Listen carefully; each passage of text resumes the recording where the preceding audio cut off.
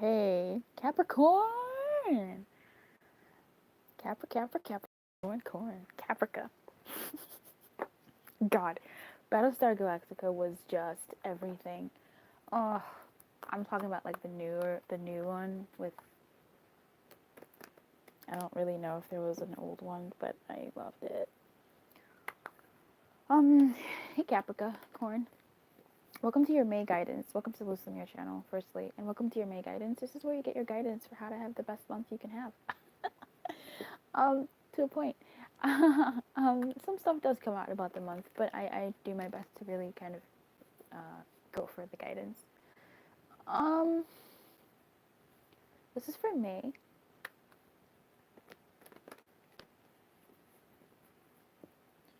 May I please have guidance for Capricorn for the highest good, and the highest good of all, for the month of May, for the special Capricorn that is watching this. Ahora. I really like Capricorn. I don't really. Oh, I do know one Capricorn. Or two Capricorns. Or three Capricorns. Or four. No. Guidance for Capricorn. For me, please.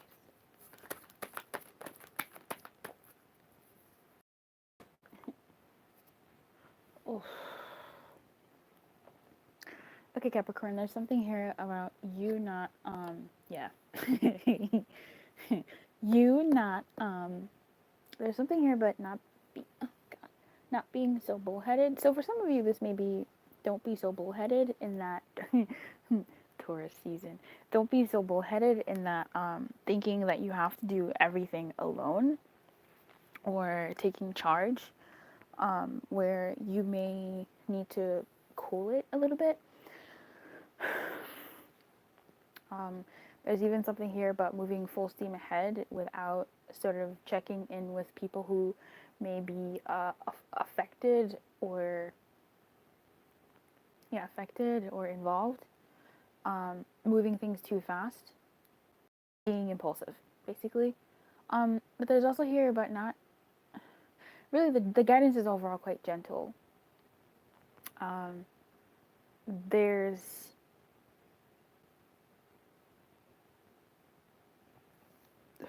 quite possibly working with other people, but also really working with spirit.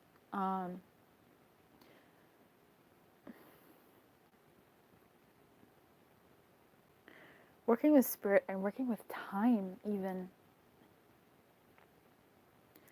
And not moving things along simply because, not simply because, obviously, I mean, it's life, it happens, but there's, moving things along prematurely in like a universal way, I suppose, but you might think it's long overdue, or you might just want to get out of it, get it done, get it moving, but there's a message here to cool it,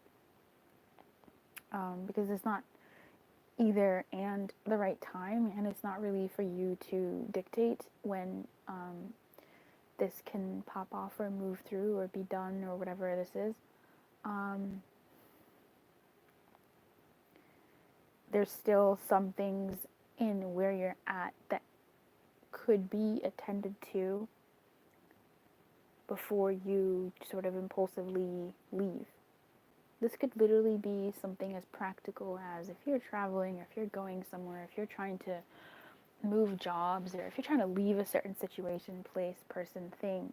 There could be something here about, hey, dot your I's, cross your T's. Just make sure that you're moving smoothly and not too fast. I'm gonna read something to you. Piccadilly suit.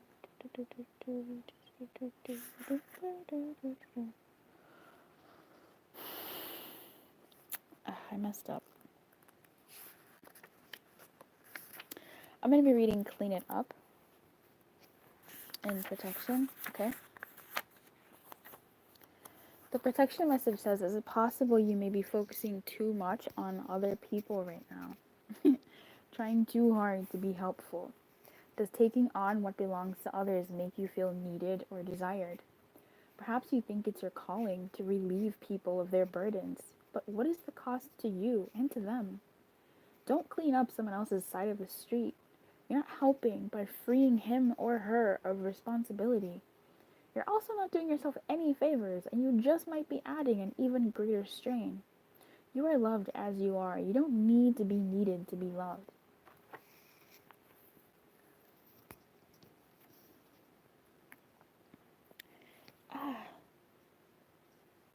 My headphones are like broken, so every so often, if my skin touches the metal, which is very easy, it'll like zing me. It's not cute. It hurts. Um, I like that. I read that. Because there's something here about partnership, but then there's also something here about obviously not partnership. So let's break that down. Working together with others or the situation in order to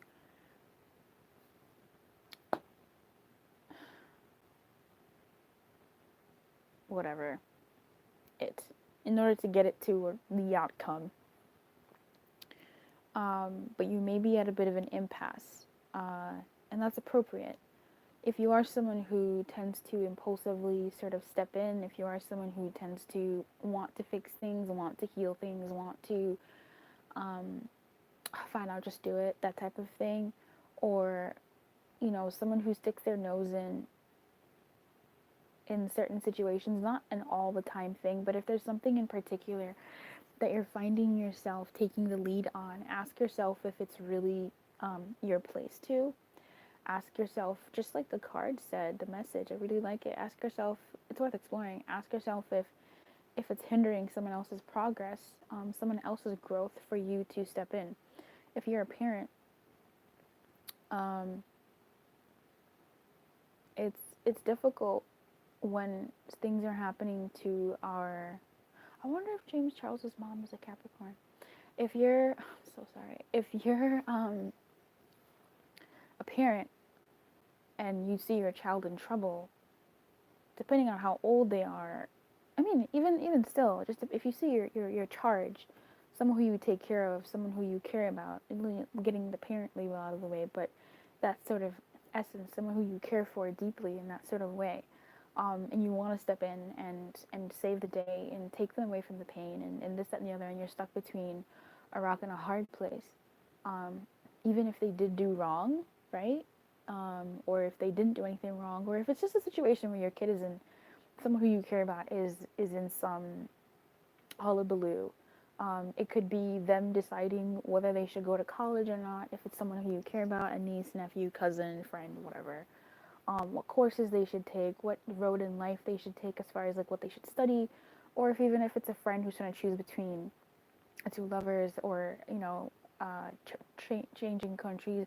If it's anything like that, where you're someone who is, there's also a flip side, which is you're in that position and you're trying to decide and you're trying to look at other people, and seeing how your decisions will affect them, which is very noble.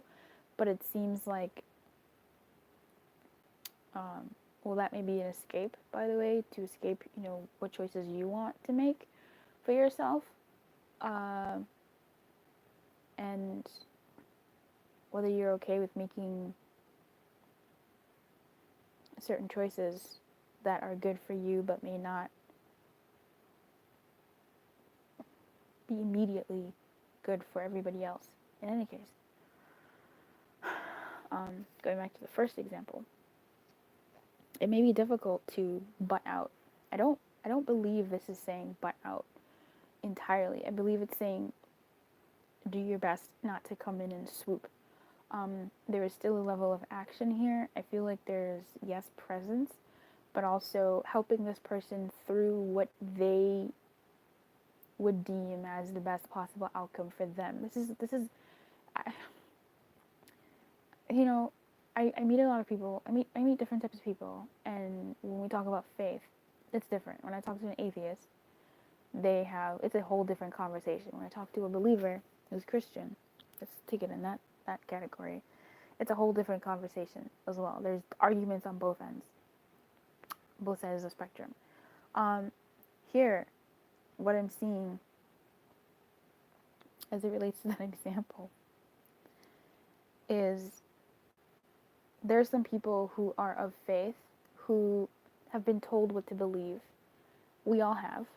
But then there's a certain person who goes out and experiences it and has a one-on-one relationship with God. And then there are others who their relationship with God or their faith is very communal. And once they're out of that community, they may not entirely know how to think for themselves. And I don't mean that in a negative way at all. I mean that in a way where they never were either allowed to think, or thinking meant betraying God. Thinking meant not believing, and so there's fear around not fear around thinking, but there's fear around asking questions. And asking questions doesn't have to be belligerent. It's just asking questions. So when they're outside of that community, they get even more just lost, more lost than someone who had some little bit more of a personal relationship with their faith, because they have their ground to stand on isn't there anymore in the form of the community. What's my point with all this? This will be a good opportunity if you are in something with someone, let's say, who you care about, and you may want to swoop in and take care of everything, fight for them, and do this, that, and the other. I feel like this would be a good opportunity for you to partner with this person and help them learn how to make the right decision for them. The decision they end up making may not be one that you would have made, that you would like, but as a coach, I've learned, God, people are so fucking amazing, and they will come up when you give them the space and the tools to actually think for themselves and think with themselves and tap into their higher self and their spirit. The ideas and the creativity that comes from them is just awe-inspiring. It's so, so beautiful. And I feel like this may be something that you may be invited to do this month, where you butt out a bit, you sit down, and unless they ask you for, assistance, unless they ask you for what you think, you're more so helping nurture their growth, nurturing their self-awareness within themselves of how to handle the situation, where you're more of a pillar, a place they can go to think and cultivate themselves and water themselves and grow themselves. That this month you may be invited to sort of be that and take a back seat to them attending to their own issue, their own problem. So this is helping a kid with a math question or helping them with a social studies question. This is not you giving them the answer right away. This is you saying, well, what do you think? And then if they say, I don't know, you just sit there and allow them to breathe, because sometimes people say, I don't know, because they don't want to be wrong. And you can guide them along that conversation and way of thinking when you break it down. Like, okay, I saw where I'm at, there was a father helping his daughter with her homework on history. And they were talking about like autoimmune diseases, and he was like, okay, what do you think? And if she had said, I don't know, a way that would have been a way to go about it is to say, okay, what do you think a disease is?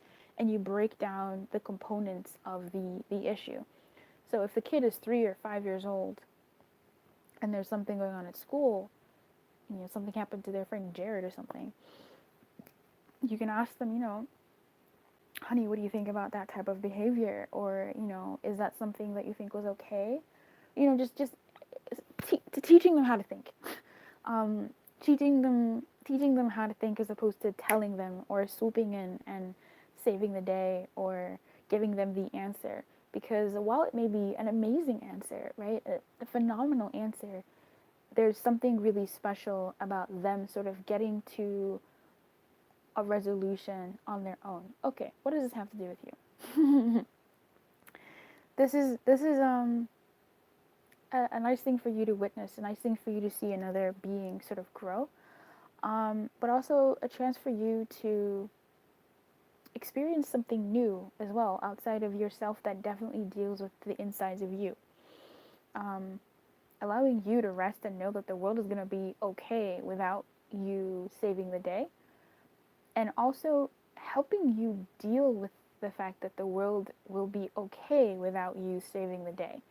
Sometimes we do get into these roles where my role is to save the day. My role is to give the best advice. My role is to be there for everybody. My role is to dot dot dot dot dot. My role is to fix things. My role is to da da da da da. And even though that can be, a burden, I'm always the one to da da da da, singing that whole song. The fact of the matter is that is still a part of an identity that can sometimes be hard for the savior to let go of about themselves. Because if I'm not saving people, then what am I doing? What am I good for? What's my purpose? What am I here for? What role do I play? And this would help unearth that, bring that a bit to the surface, and also help you move into a newer role, move into some self-discovery for yourself, where then you do turn to the divine, or you do go back to thinking yourself how to navigate the situation where you aren't needed necessarily.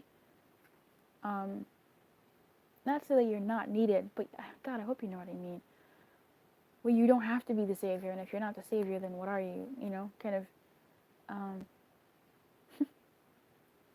navigating that space. This doesn't have to be about being the savior. This could be, you've graduated school, and what happens now? What happens next? What role do I take on? There's something about roles here. Interesting. What role do I now become? I've now finished, undergrad, or I've now finished my master's, or I've now finished this whatever. I've now finished this anything. Now what? And you're in this sort of between landscapes where, what do I do?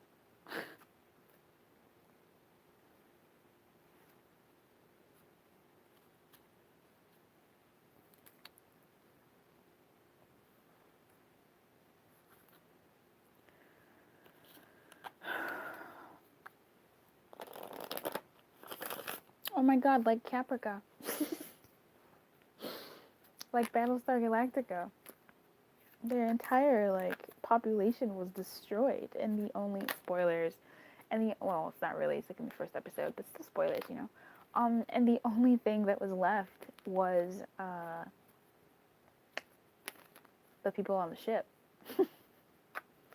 That was it was a mass genocide or something. It was horrible. And they all had to kind of figure out their places in the world.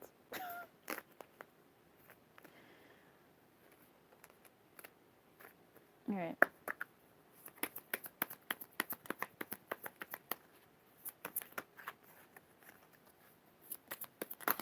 Girl.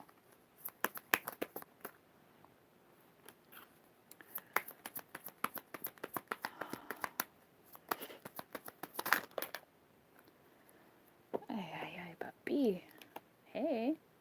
I was not expecting that.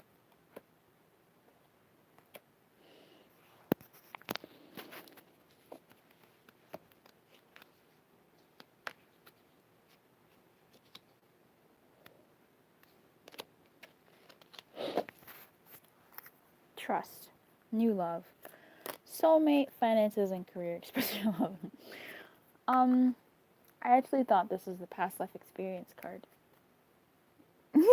Past life relationship card, excuse me, this one. It's funny. I split the deck to shuffle it.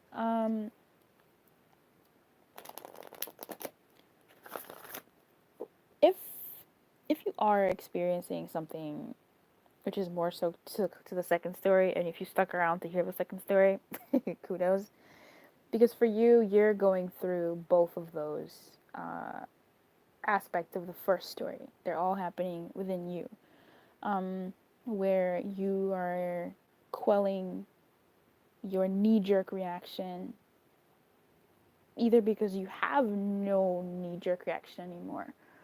There's no place for your knee to go because things have changed, because there is no knee-jerk reaction, because you're in a new place, new situation, new something, and you're in between worlds and also in a new space. It's the same, essence of being in a new space, which is not your old space, and your old reactions just aren't working, or what you would have done is just not appropriate.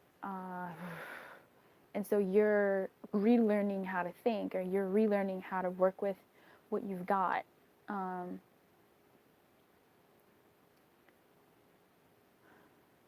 Maybe even dealing with the people. Maybe someone moved back home too. And